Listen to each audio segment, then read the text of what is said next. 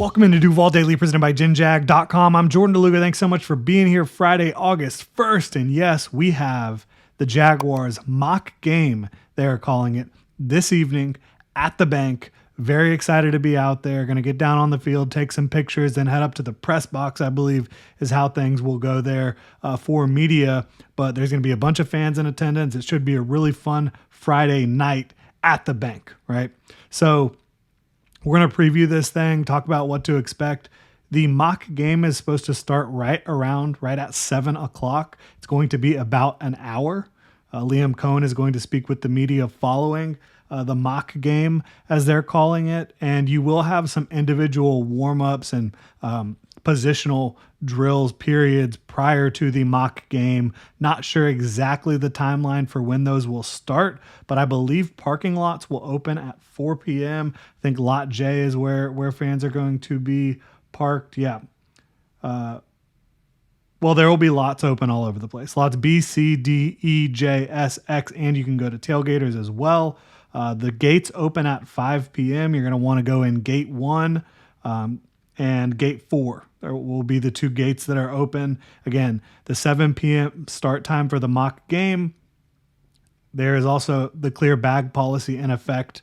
That if you go to games, obviously you know about the clear bag policy. But you can check all that stuff out at the Jaguars website for more information. But should be a lot of fun.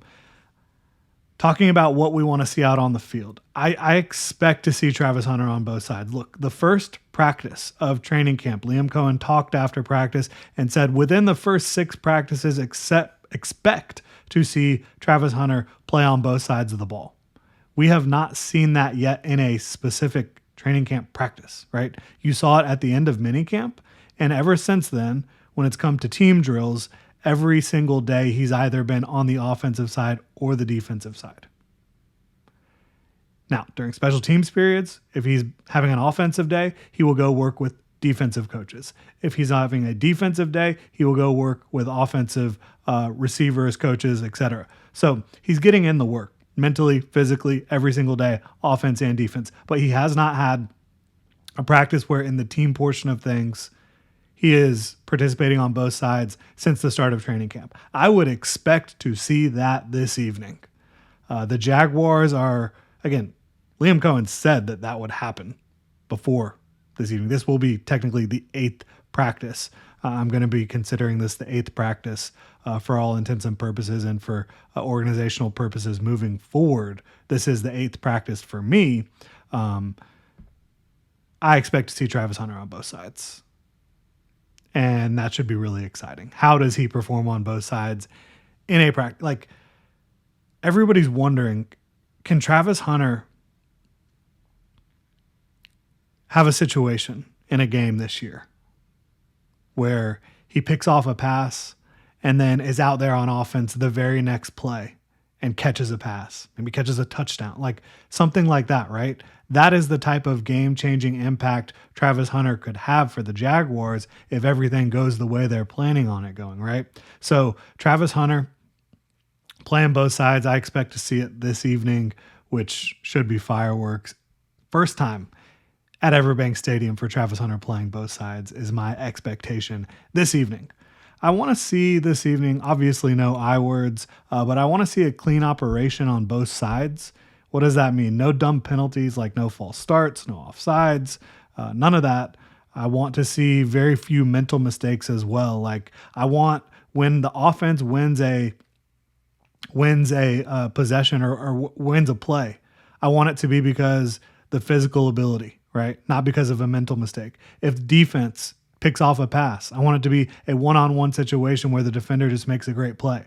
I don't want these big mental mistakes that sometimes you see in a situation like this. Now, are the results of this mock game consequential in any way, shape, or form? Not really. It's another practice, in my opinion. It's a little bit of a heightened environment, but it's less heightened, in my opinion, than playing against another team. So it's not as important as the preseason games. It's not as important as the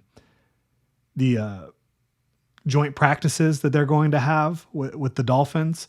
those are going to be more critical points in terms of just like the importance of that individual outing. But it is a heightened environment compared to practice. Going to be a lot of fans going to be in the stadium. So, I would like to see just the mental side of things on point. And also the physical side of things from a footwork perspective for Trevor Lawrence. He's been working so hard, and not even just at footwork, but he's been working on his footwork from the shotgun stance. Like he's gone from right foot to left foot. He has been working footwork throughout reps to where every single step is intentional, and he is getting himself in the perfect position to release the football in rhythm with the progression on a given play. He's also been working his eyes to manipulate defenders more. And so I kind of want to see all that come together for the fans here Friday night. I think that should be a lot of fun. And Trevor Lawrence has been playing really well this past week or so in training camp, in my opinion. He has been clean with the football. He's been throwing touchdown passes. He's been accurate, intermediate, deep, short. He really had a strong week of practice, in my opinion. So I want to continue to see that.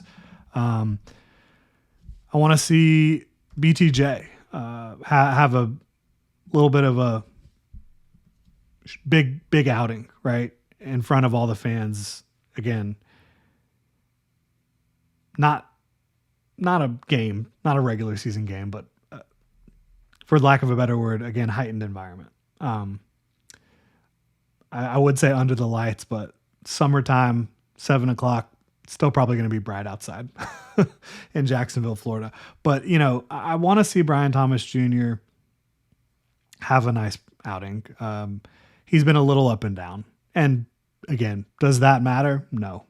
This guy, as a rookie, top 100 player, he's going to be fantastic for the Jaguars this year. And at this time last year, there were still people questioning Brian Thomas Jr. I was saying, well, and look, I'm going to report what happens. I'm going to tell y'all what happens. Brian Thomas Jr. has been a little bit up and down so far. Early on last year, didn't quite know what to make of his performances, right? They weren't stellar. There was flashes.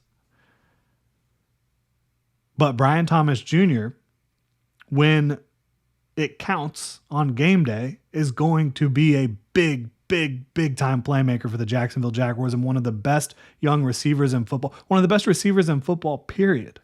I think Brian Thomas Jr. is going to be for the Jaguars this year. So when I say I want to see him perform tonight, it's not like I'm going to be down on him if he doesn't. It would just be nice to see, right? It would be fun. I want to see who is in the starting lineup at safety. A lot of fans are going to be out there. The Jaguars have rotated a lot at safety. Eric Murray is a starter for them at safety. Who else is the other starter for them? Caleb Ransaw, dealing with an injury, is week to week, unfortunately, the rookie. So I think it's going to be between Darnell Savage and Andrew Wingard, week one. Who's it going to be? Andrew Wingard, I think, provides a little bit more headiness, a little bit more just enthusiasm and energy. Darnell Savage is a much better athlete. They're both veterans. They both have experience. Who is going to win that job? And I think it's possible that it's not even one or the other that wins the job. It could be rotational next to Eric Murray based on matchups, based on given situations, because in my mind, Andrew Wingard has been better coming downhill. Playing a little bit closer to the box. He's been better in that situation throughout his career. Whereas Darnell Savage, he can run. I mean, he can cover ground, really cover ground. And if he understands his assignment and is able to execute and read what's happening and be instinctive, he can make plays on the ball deep down the field, a little bit more than Andrew Wingard. So maybe it's a situational basis thing. I will be interested to see who is out there tonight in the starting lineup. Maybe you'll see both guys. I'll also just be interested to see, is it going to be ones versus ones? Is it going to be ones versus twos? How is this mock game, black and teal game, teal and white, teal and gold, whatever it ends up being, how's it going to play out in that regard as well? I really want to see Jaquindon Jackson get after it. I absolutely love what he has been doing in practice so far this week. Bashal Tootin is back, and sorry, forgot to turn on my light here. Got a little dark outside. Forgot to turn on the light.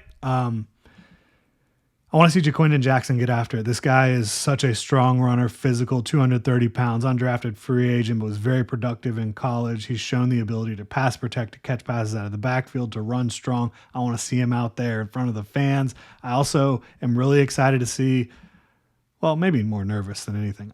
I think Walker Little and Anton Harrison could do a good job week to week. I do not think they match up well with the Jaguars edge rushers. Josh Hines-Allen, Trayvon Walker. I want to see how those matchups go. I'm really excited to see that.